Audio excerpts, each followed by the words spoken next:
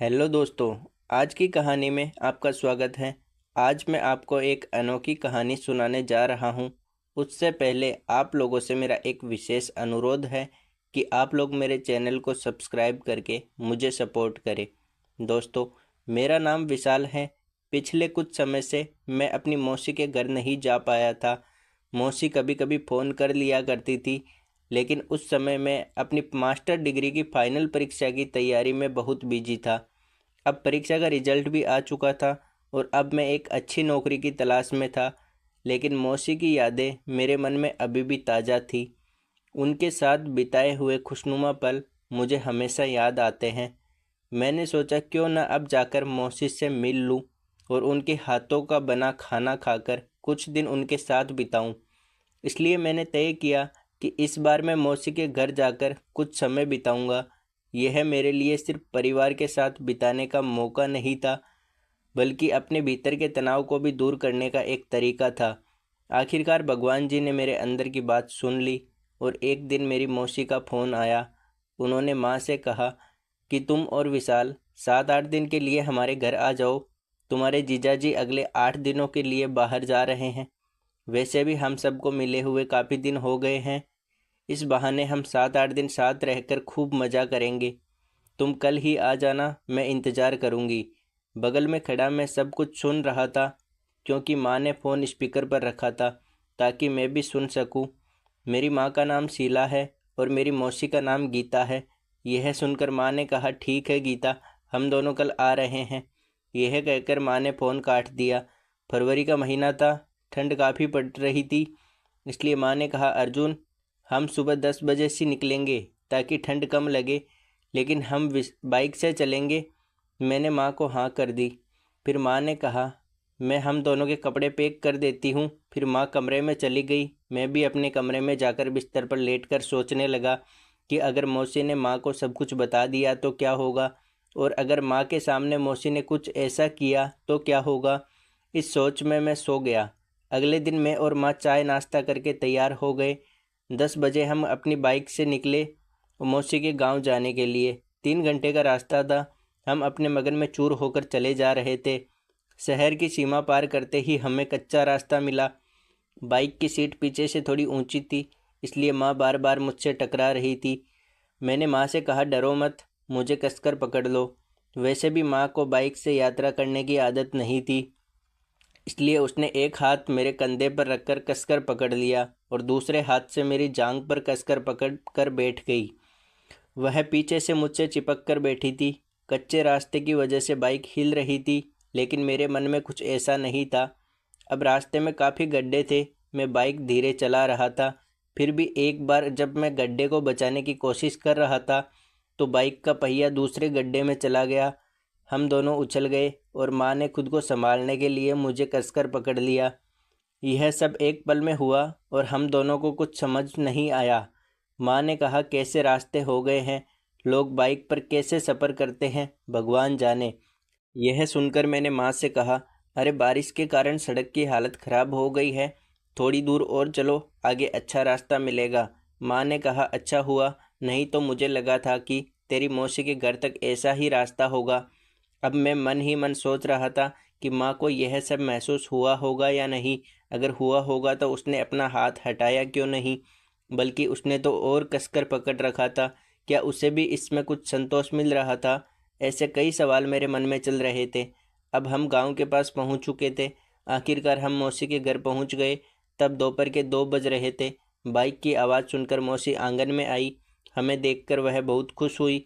उन्होंने तुरंत माँ को गले लगाया और माँ ने भी उन्हें कसकर गले लगाया। दोनों एक दूसरे से हालचाल पूछने लगी। फिर माँ अंदर चली गई और फिर मौसी ने मुझे कसकर गले लगाया और मैंने भी उन्हें गले लगाया। तभी मौसी ने कहा, क्या रे बदमाश, इतने दिन हो गए तू आया ही नहीं। और हाँ, तू इतना सज धज कर कैसे आया है? अब तो तेरी माँ को सब कुछ बताना ही पड़ेगा, फिर दोनों का घर में ही इंतजाम हो जाएगा।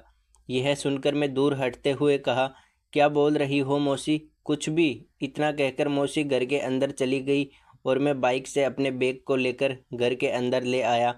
दोनों बहनें किचन में बातें कर रही थी। मैं बैग रखकर फ्रेश होने चला गया। फ्रेश होकर कपड़े बदलने के बाद हॉल में जाकर बैठ गया।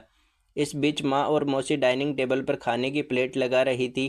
तभी मौसी ने मुझे आवाज़ देकर खाने के लिए बुलाया और मैं उनके साथ खाना खाने बैठ गया। हम बातचीत करते हुए मज़े से खाना खा रहे थे। इधर उधर की बातें करते हुए हमने संतुष्टि से खाना ख़त्म किया। इतने में माँ ने कहा, गीता क्या बताऊँ तुझे, रास्ता इतना ख़राब था कि गाड़ी में धक्के खाकर मेरी कमर दर्द करने लगी है, पूरा शरीर दुख रहा है, अब तू ही कुछ कर। इस पर मौसी ने कहा, चिंता मत कर, मेरा विशाल बहुत अच्छा मसाज करता है। जब एक बार मेरा भी पूरा शरीर दर्द कर रहा था तब उसने मसाज किया था, मुझे बहुत अच्छा महसूस हुआ था, पूरा शरीर एकदम हल्का हो गया था। इतना कहकर मौसी ने मुझे आंख मारते हुए कहा, अर्जुन, माँ का शरीर दर्द कर रहा है, मसाज कर देना, बाद में आराम हो जाएगा। मैंने हाँ कहते हुए वहाँ से उठकर हॉल में जाकर बैठ गया। मेरे मन में एक सवाल लगातार उठ रहा था कि मौसी ने झूठ क्यों बोला कि मैं अच्छा मसाज करता हूँ। ऐसा क्यों कहा होगा? क्या वह झूठ बोल रही थी ताकि मेरी माँ के साथ मेरी नज़दीकी बढ़ सके? मौसी इन सब से क्या हासिल करना चाहती थी? मेरे मन में बेचैनी बढ़ रही थी। दोनों महिलाएं किचन में साफ सफाई कर रही थी और मैं दोनों पर नज़र रख रहा था। दोनों का शरीर एक जैसा लग रहा था। वह धीमी आवाज़ में कुछ बात कर रही थी लेकिन मुझे ठीक से सुनाई नहीं दे रहा था। पर न जाने क्यों मुझे ऐसा लग रहा था कि वे दोनों मेरे बारे में ही बात कर रही होगी। कुछ ही समय बाद दोनों हॉल में आकर बैठ गई क्योंकि अब दोपहर के 4 बज चुके थे। मौसी ने माँ से कहा, शीला तू कपड़े बदल ले, गाउन लाई है क्या? नहीं तो मेरा ले ले, चल पानी पी और बेडरूम में आराम कर, फिर विशाल मसाज कर देगा तेरी। इतना कहकर दोनों बेडरूम में चली गई। मैं हॉल में बैठा सोच रहा था कि मैंने आज तक मसाज नहीं किया। थोड़ी देर बाद मौसी किचन में आ गई और एक कटोरी लेकर आई और बोली, चल विशाल। फिर मैं चुपचाप उसके पीछे बेडरूम में चला गया। बेड पर माँ पेट के बल लेटी हुई थी। मैं माँ को एकटक देखने में इतना खो गया कि मौसी कब मेरे पास आकर खड़ी हो गई मुझे पता ही नहीं चला। तब मौसी ने कहा, इतना क्या देख रहा है विशाल, क्या कभी किसी को इस तरह नहीं देखा? फिर उसने कहा, चल अब माँ की मसाज कर दे ताकि उसे आराम मिल सके। मैं बेड पर बैठ गया और मौसी ने तेल की कटोरी मेरे हाथ में देते हुए कहा, चल पैरों से शुरू कर। मैंने माँ के पैरों पर तेल लगाना शुरू किया और मौसी पास ही लेटकर देख रही थी। मैं बारी बारी से दोनों पैरों पर तेल लगाकर मसाज कर रहा था। मौसी हल्की मुस्कान के साथ मुझे देख रही थी और इशारों में मुझे कुछ कह रही थी कि ऊपर की ओर भी मसाज करो, लेकिन मुझे शर्म आ रही थी। तभी माँ ने अपना चेहरा दूसरी ओर कर लिया। इसके बाद थोड़ी दूरी पर सोई हुई मौसी माँ से कहने लगी, कैसा लग रहा है? मेरी माँ ने कहा, बहुत अच्छा लग रहा है गीता, आज पहली बार ऐसा कुछ करवा रही हूँ, वह भी तेरे जोर देने की वजह से। तुझे बहुत कुछ पता है गीता। तभी मौसी ने माँ के सिर पर हल्का थप्पड़ मारा। माँ ने कहा, क्या बचकानी बातें कर रही है, विशाल देख रहा है, उसे क्या लगेगा? इस पर मौसी ने माँ का गाल खींचते हुए कहा, इसमें क्या है, वैसे भी विशाल ने बहुत कुछ देखा है। यह सुनकर माँ ने शर्माते हुए कहा, चल कुछ भी बोलती है, गीता बहुत नाटक कर रही है तू। फिर माँ ने कहा, विशाल बहुत आराम मिल रहा है, मुझे अब कंधों तक मसाज कर दे ताकि पूरे शरीर को राहत मिले। फिर मैंने भी अच्छे से मसाज किया। करीब आधे घंटे की मसाज के बाद माँ ने कहा, अब बस कर विशाल। फिर मैं इसी तरह खड़ा रहा। मेरे दोनों पैर माँ की कमर के पास थे। तभी माँ पलटकर पीठ के बल लेट गई। फिर मौसी उठी और माँ का हाथ हटाते हुए बोली, अरे यह क्या कर रही है शीला, अभी अभी आधे शरीर की मसाज बाकी है। माँ शर्माते हुए बोली, अभी रहने दे गीता, मुझे शर्म आ रही है विशाल से ऐसा करवाते हुए। फिर मसाज के बाद माँ को कमर दर्द से राहत मिली। तब हम सब बाहर आए। फिर मौसी ने मुझसे पूछा, तो विशाल एक बात बता, माँ की मसाज करके तुझे कैसा लगा? मैंने कहा, मौसी पहले तो मैं बहुत डरा हुआ था, लेकिन तुमने सब संभाल लिया, वरना मेरा क्या होता? मौसी ने कहा, लेकिन तेरी माँ भी तैयार हो गई थी और उसे अच्छा लगा। मैंने कहा, हाँ मौसी, यह सब तेरी वजह से हुआ। फिर मौसी ने कहा, अब तो इसे करने में मज़ा आएगा ना विशाल? मैंने कहा, नहीं मौसी, मुझे यह सब माँ के साथ करना अच्छा नहीं लगेगा। मौसी ने कहा, अब तू चिंता मत कर, जो भी करना होगा तेरी माँ ही करेगी। मेरा ध्यान अनजाने में सामने के अलमारी के शीशे पर गया तो दरवाजे पर माँ खड़ी थी, लेकिन मौसी ने उसे नहीं देखा। मैंने जानबूझकर अनजान होने का दिखावा किया और फिर शीशे में देखा तो माँ हमें देख रही थी। एक पल के बाद जब मैं फिर देखा तो माँ वहाँ नहीं थी। तभी मौसी ने पूछा, क्या हुआ विशाल? मैंने मौसी को बताया कि माँ यहाँ आई थी। यह सुनकर मौसी खुश होकर बोली, क्या कह रहा है विशाल? तो इसका मतलब तीर सही निशाने पर लगा है। अब शीला खुद आएगी। इतना कहकर हम दोनों बेड से उठे और बाथरूम में जाकर फ्रेश हो गए। अब शाम के ठीक 5 बजे थे। फिर हम दोनों ने कपड़े पहने और तैयार हो गए। लेकिन मैंने मौसी से कहा, मैं थोड़ा बाहर घूम कर आता हूँ। मौसी ने कहा, रुको, मैं चाय बना देती हूँ। फिर हम हॉल में आए तो माँ भी फ्रेश होकर आ चुकी थी। मौसी ने कहा, शीला बैठो, मैं चाय बना देती हूँ, अच्छा लगेगा। वैसे भी मौसम ठंडा है। माँ ने कहा, हाँ बना गीता, कम से कम शरीर गर्म हो जाएगा। वैसे तुझे अब ठंड नहीं लग रही है ना? माँ ने हल्के कटु शब्दों में मौसी से कहा। यह सुनकर मौसी समझ गई कि माँ ऐसा क्यों कह रही थी। लेकिन मौसी ने कहा, अरे शीला, हमें तो ठंड की आदत है। वैसे भी तुम्हारे शहर में ठंड होती ही कहाँ है। चल मैं जल्दी से चाय बना देती हूँ। फिर मौसी किचन में चली गई और चाय बनाकर लाई और फिर हम तीनों ने साथ में चाय पी। फिर मैंने माँ से कहा, मैं ज़रा बाहर जाकर आता हूँ। इस पर माँ ने कहा, हाँ जाओ, तुम्हें भी गर्मी लग रही होगी, लेकिन जल्दी आ जाना। मैंने माँ को हाँ कहा और बाहर निकल गया। मैं घूमते घूमते नदी के किनारे एक सुंदर शांतिपूर्ण प्राकृतिक माहौल में जा बैठा। हवा में बहुत ठंडक थी और सर्द हवा शरीर को चुभ रही थी। इतने अच्छे वातावरण में भी मेरे मन में विचार आ रहे थे कि मौसी और मेरे बीच जो कुछ था वह माँ को पता चल गया था। दरअसल में उसने सब कुछ देख लिया था। सब कुछ देखने के बाद भी माँ शांत थी, लेकिन माँ, मौसी और मैं ऐसे पेश आ रहे थे जैसे कुछ हुआ ही नहीं हो। माँ यह सब जानती थी, फिर भी उसने कुछ नहीं कहा। क्या यह सब देखकर उसकी भी भावनाएं जाग गई थी? क्या उसे भी यह सब करने की इच्छा हो रही थी, या शायद पिताजी उसे वह सब नहीं देते होंगे? ऐसे ही कई विचार मेरे मन में आ रहे थे। आखिरकार मैं उठा। हर तरफ अंधेरा हो गया था और धीरे धीरे ठंड बढ़ रही थी। फिर मैं सीधे घर की ओर चल पड़ा। जब घर पहुंचा तब रात के 8 बज चुके थे। माँ और मौसी किचन में खाना बना रही थी। मुझे देखकर माँ ने कहा, आ गया विशाल, गर्म पानी से हाथ मुंह धोकर आ, फिर हम खाना खाएंगे। फिर 9 बजे के करीब हम खाना खाने बैठे। तब मैंने मौसी से कहा, मौसी यहाँ बहुत ठंड है, हमारे यहाँ कभी इतनी ठंड महसूस नहीं होती। इस पर मौसी ने मुझे आंख मारते हुए कहा, चिंता मत कर, आज हीटर है, तुझे बिल्कुल ठंड नहीं लगेगी। मैंने कहा, सच? तो ठीक है, आज मैं जल्दी सो जाऊँगा, बहुत थक गया हूँ मौसी, अब तो ऊब भी हो गई है। तभी माँ ने कहा, अरे तुम तो इतने नौजवान हो, तुम्हें क्या हो गया है, इस उम्र में भी थकान? मौसी ने कहा, अरे शीला, यात्रा की वजह से थक गया होगा और ऊपर से इतना खराब रास्ता है। इस पर माँ ने कुछ नहीं कहा। इस तरह हम बातें करते करते खाने का आनंद ले रहे थे। फिर वह दोनों रसोई की सफाई में लग गई और मैं उठकर आंगन में थोड़ी देर टहलने गया और फिर बेडरूम में सोने चला गया। मौसी ने पहले ही सब तैयार कर रखा था। एक बड़ी सी कंबल बिस्तर पर बिछी थी जो 2 लोगों के लिए काफ़ी थी। मैं कपड़े उतार कर बिस्तर पर लेट गया और दीवार की ओर मुंह करके कंबल ओढ़ ली। मुझे पता था कि वे दोनों जब आएंगी तो मौसी मेरे पास ही सोएंगी, क्योंकि वह पिछले कुछ दिनों की कमी पूरी करने वाली थी। ऐसे ही सोचते सोचते मैं शांति से लेटा रहा, लेकिन नींद नहीं आ रही थी। मैं उनके आने का इंतज़ार कर रहा था। 1 घंटे बाद वे दोनों बातें करते हुए बेडरूम में आई। मौसी ने कहा, शीला, तुम बीच में सो जाओगी क्या?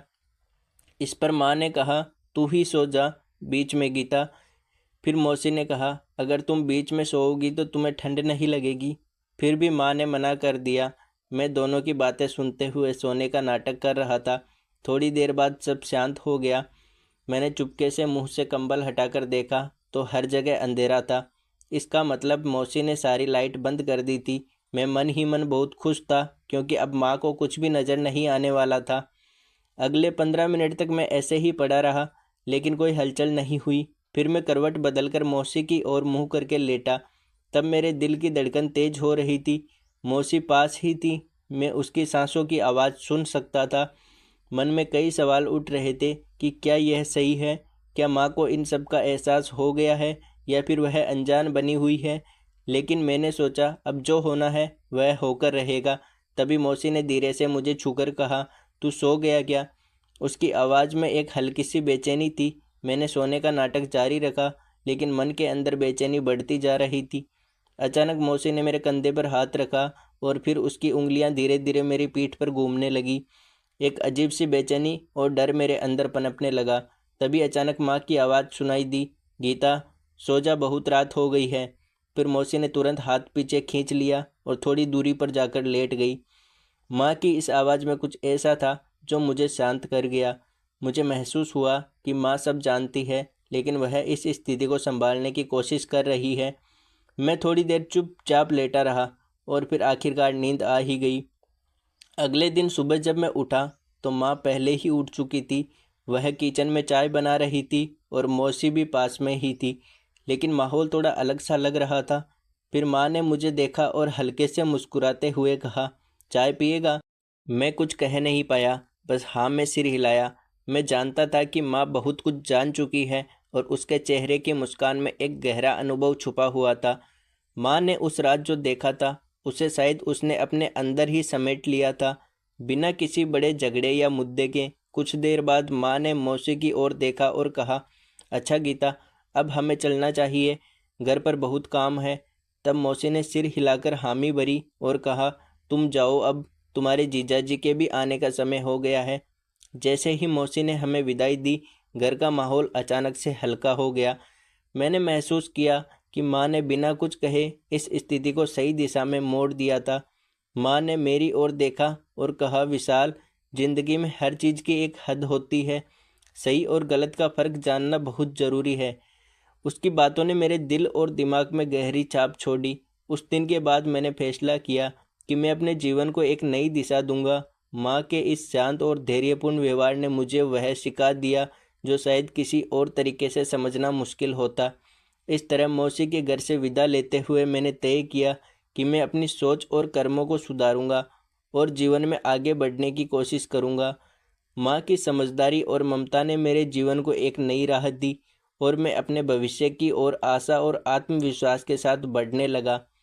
तो दोस्तों, यह थी आज की हमारी छोटी सी कहानी। आपको यह कहानी कैसी लगी, कमेंट करके ज़रूर बताएं। अगर आपको यह कहानी पसंद आई हो तो इसे लाइक करें और अपने दोस्तों के साथ शेयर करें। आगे भी ऐसी ही रोमांचक कहानियाँ पढ़ने के लिए हमारे चैनल को सब्सक्राइब करें और बेल आइकन दबाना ना भूलें, ताकि आप हमारी कोई भी कहानी मिस ना करें। धन्यवाद।